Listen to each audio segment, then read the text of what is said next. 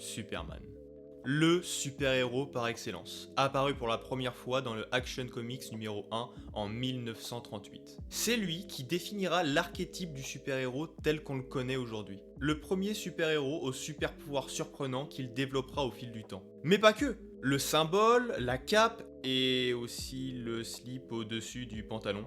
Bon, celui-là j'ai un doute, mais le reste par contre. Et malgré son âge, c'est toujours un héros qui fascine et inspire encore aujourd'hui. Mais qu'est-ce qui fait que Superman est toujours aussi présent et populaire aujourd'hui? Qu'est-ce qui le démarque au point de toujours être une icône du monde des super-héros? En plus du fait d'être le premier super-héros de l'histoire. Pour comprendre ça, il faut retourner aux bases du personnage. Qu'est-ce qui constitue son essence première? Vous connaissez sûrement déjà les origines de Superman. Bébé envoyé sur Terre par ses parents, Jor-El et Laura, à la suite de l'explosion de la planète Krypton. Il atterrira sur Terre à Smallville chez la famille Kent, Jonathan et Martha, une famille de fermiers qui le recueillera et l'élèvera comme leur fils, Clark Kent. Il développera ses super pouvoirs sur Terre grâce à la lumière du soleil jaune, puis plus tard deviendra journaliste à Metropolis et décidera de lutter contre le crime sous le nom de Superman. Mais dans ses premières origines, comme la plupart des premières origines de super-héros d'ailleurs, la plupart des choses que j'ai pu mentionner avant et qui sont maintenant des faits connus des origines de Superman, n'étaient même pas mentionnées. Sa planète d'origine, le nom de ses parents, ainsi que le nom de sa famille d'adoption, rien de tout ça n'était nommé. De plus, il était précisé que tous les habitants de Krypton avaient les mêmes pouvoirs que Clark. L'explication sur les rayons du soleil jaune, qui donnent leur pouvoir aux Kryptoniens, n'a été apportée que beaucoup plus tard en 1960, dans l'Action Comics numéro 262.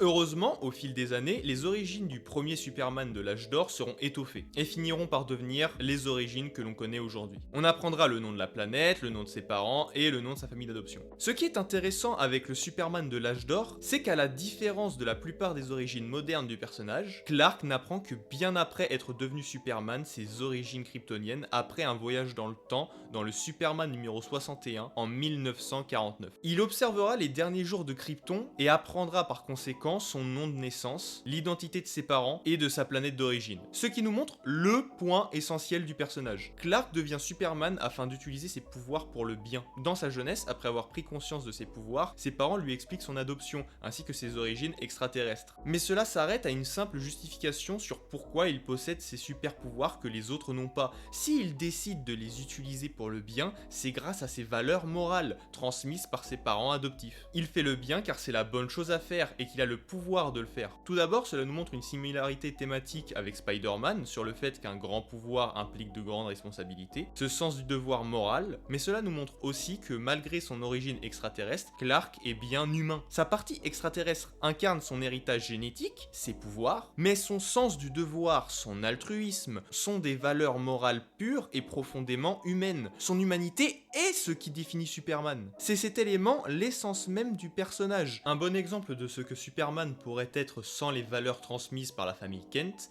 est le comics Superman Red Son, publié en 2003 qui nous montre un Superman ayant atterri en URSS pendant les années 50 en pleine guerre froide, où il devient ce faisant un symbole du régime communiste. Et c'est aussi pour ça que j'aime autant les origines du Superman de l'âge d'or, pas de grandes quêtes transmises par ses parents kryptoniens. Bien que je parle ici du Superman de l'âge d'or, il en sera de même le cas pour le Superman de l'âge d'argent et beaucoup d'autres versions de Superman. En fait, l'adaptation de Superman qui présentera pour la première fois cette quête sacrée de défendre l'humanité transmise par ses parents kryptoniens sera le film Superman de 1978 réalisé par Richard Donner. Où lors de son adolescence, après la mort de son père Jonathan Kent, Clark décidera de quitter la ferme familiale afin de partir à la découverte de lui-même avec le cristal contenu dans la capsule avec laquelle il était arrivé sur Terre. Arrivé en Arctique, il fera émerger à l'aide du cristal la forteresse de solitude. Et c'est à l'intérieur qu'un hologramme de son père lui apprendra ses origines, l'histoire de Krypton, et lui donnera sa grande quête d'aider l'humanité à l'aide de ses pouvoirs. Cette dimension très héroïque, inspirée de la Grèce antique, donne un aspect très mythologique au film. Quand Jor-El parle à Clark dans la forteresse, on a l'impression qu'il lui confie une quête divine, digne des quêtes des plus grands héros de la mythologie grecque. Ce qui peut peut-être en révulser certains aujourd'hui, j'en conviens. Mais si la quête de Superman semble être de nature divine, ce n'est pas le cas pour ce Superman qui reste encore emblématique aujourd'hui, en grande partie grâce à l'interprétation de Christopher Reeves, qui nous offre un Superman d'une humanité débordante débordante, d'une gentillesse touchante et d'une joie plus que communicative. Franchement, quand on le voit, ça ne vous donne pas tout de suite le big smile. C'est pour cette raison que le fait que les parents puissent donner cette quête d'aider l'humanité à Superman dans ce film ou dans d'autres adaptations du personnage n'est pas dérangeante en soi, car tant que l'humanité de Superman est respectée et que son sens des responsabilités est bien transmis par les Kent, cela ne va pas à l'encontre du personnage. Mais le film a contribué à l'introduction d'autres éléments ancrés dans la mythologie du personnage. En plus de la forteresse de solitude composée de grands cristaux et l'hologramme des parents kryptoniens, si Superman a toujours représenté depuis sa création l'idéalisme et l'espoir, c'est bien le film de Donner qui introduira le fait que le S sur sa poitrine est le symbole kryptonien de l'espoir, blason de la maison L à laquelle appartient sa famille, qui ancrera définitivement Superman comme symbole ultime de l'espoir, héritage de sa famille kryptonienne. Si ce film nous montre que donner plus d'importance à la partie kryptonienne de Superman ne le dénature pas, tant que l'on n'oublie pas la partie humaine du personnage, il y a une adaptation du personnage qui a oublié ça. Il s'agit du film Man of Steel de Zack Snyder sorti en 2013. Et au gros problème de son super-héros. L'élément principal qui contribue à rendre ce Superman illogique et complètement éloigné de sa thématique principale, c'est en premier temps les valeurs transmises par sa famille d'adoption, en particulier son père, qui n'est de toute évidence pas un bon gars de la campagne. Ou alors il faut m'expliquer où est-ce qu'il a appris ces valeurs, car le père de Clark dans Man of Steel prône l'individualisme et le fait de se débrouiller seul, ce qui est à l'exact opposé des valeurs de Clark qui lui sont inculquées par ses parents dans, voyons voir,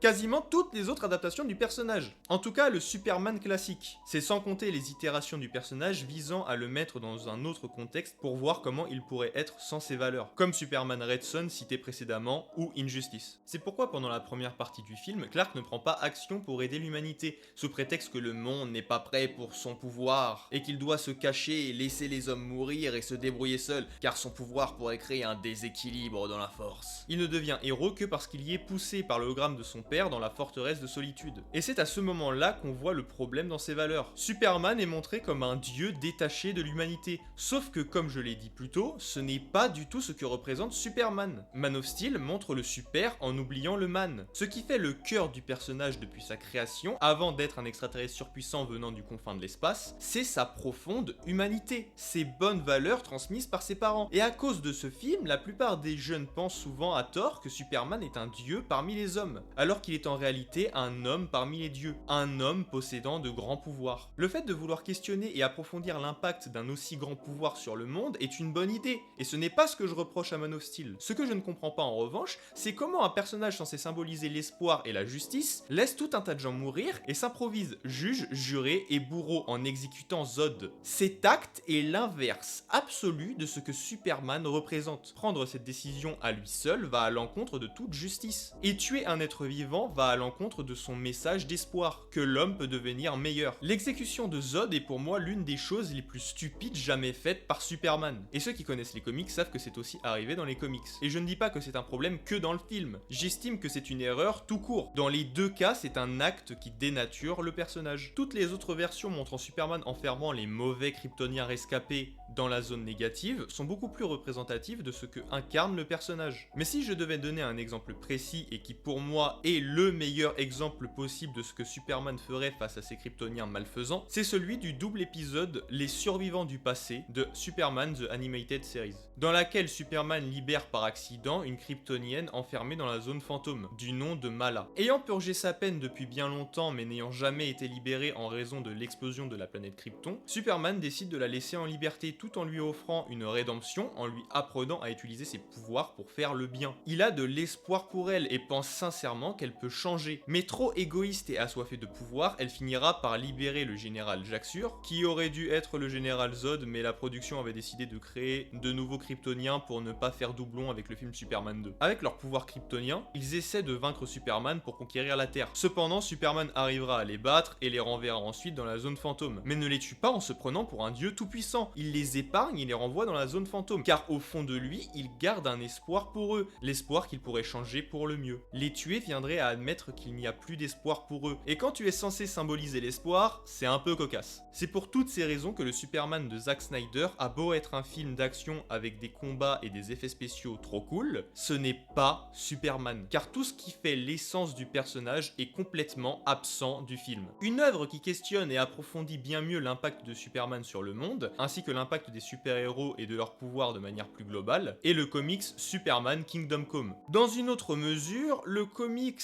et j'insiste bien sur le comics en particulier, pas le film de Zack Snyder, Watchmen est un excellent, si ce n'est le meilleur exemple d'ouvrage questionnant l'impact des super-héros sur la société. Je pense dans ce cas-ci à Dr Manhattan qui remet en cause l'existence d'une force quasi divine opérant pour le gouvernement américain. Mais fort heureusement, un réalisateur dont j'ai déjà parlé et qui est doué et très ingénieux quand il s'agit de faire des personnages profonds et très bien développés, nous a offert un nouveau film Superman en 2025. Donc laissez-moi vous parler du Superman de James Gunn.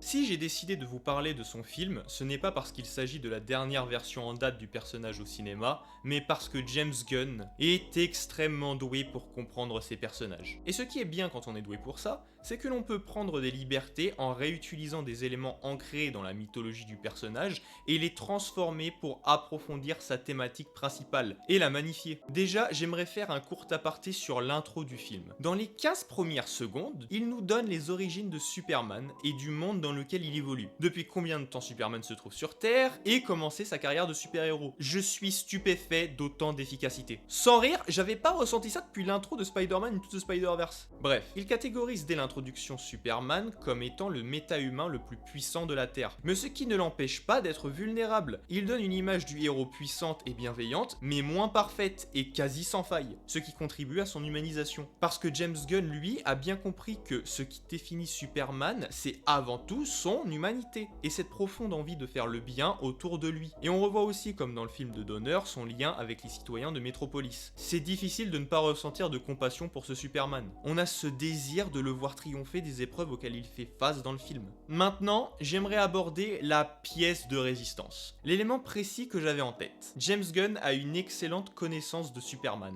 et n'hésite pas à reprendre un grand nombre d'éléments de l'histoire de Superman ajoutés au fil du temps dans ses différentes adaptations. Que ce soit le chien crypto, la théorie des hypnolunettes de Clark Kent, la version cristalline de la forteresse de solitude, les robots chargés de la forteresse, ou encore la quête sacrée de défendre l'humanité transmise par les parents de Superman. J'ai énoncé le fait que cette partie de son origine n'était pas dérangeante tant que la thématique du personnage était respectée, mais cela peut quand même provoquer un questionnement sur la prise d'action volontaire de Superman. Mais James Gunn, mieux que de simplement reprendre cet élément ou de l'écarter, va au contraire le transformer et l'utiliser comme élément central du récit. Ce qui va d'une part supprimer la problématique que pouvait imposer ce choix, mais aussi permettre d'approfondir son Superman. Il nous cache en premier lieu une partie du message des parents qui aurait été endommagé durant le voyage, ce qui est un fusil de Tchekhov évident. Pour ceux qui ne savent pas ce qu'est le fusil de Tchekhov, c'est en gros le fait que dans un récit, si on décide de montrer un élément important, c'est qu'il va forcément servir pour la suite de l'histoire. Il nous expose le message classique des parents biologiques avant de nous révéler à la fin de la première partie du film, grâce au décodage de la partie endommagée par Luthor, la réalité derrière l'envoi de leur fils sur Terre. Ses parents voulaient qu'ils prennent le contrôle de la Terre et perpétuent la lignée des Kryptoniens sur Terre.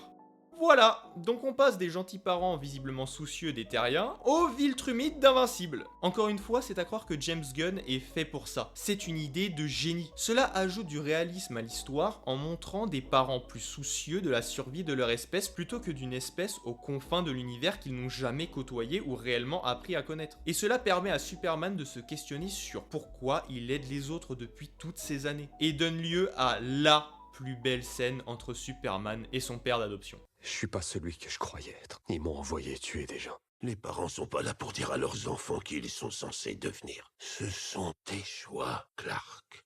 Et tes actes. Tout ça, c'est ce qui fait de toi celui que tu es. Et crois-moi, fiston, je pourrais pas être plus fier de l'homme que tu es. Et cela fait partie des grandes forces de James Gunn, utiliser beaucoup d'éléments pour enrichir l'univers de Superman sans hésiter à en transformer certains pour approfondir le propos. Avec la modification sur la raison de son envoi sur Terre, cela permet de créer une réelle remise en question pour Clark, qui est perdu et ne sait plus qui il est, avant de comprendre que c'est à lui d'écrire sa propre voix. Et cela remet sur le devant de la scène, tout en l'amplifiant, ce qui définit le personnage depuis sa création, son humanité transmise par les Kent. Et que s'il aide les gens, c'est sa décision, et celle de personne d'autre, le choix d'être un super-héros soucieux de la vie et faisant tout pour la préserver. Et l'importance des parents adoptifs de Superman est soulignée lors de la dernière scène du film. Superman, voulez-vous que je vous passe la vidéo de vos parents? Ils trouvent cela réconfortant.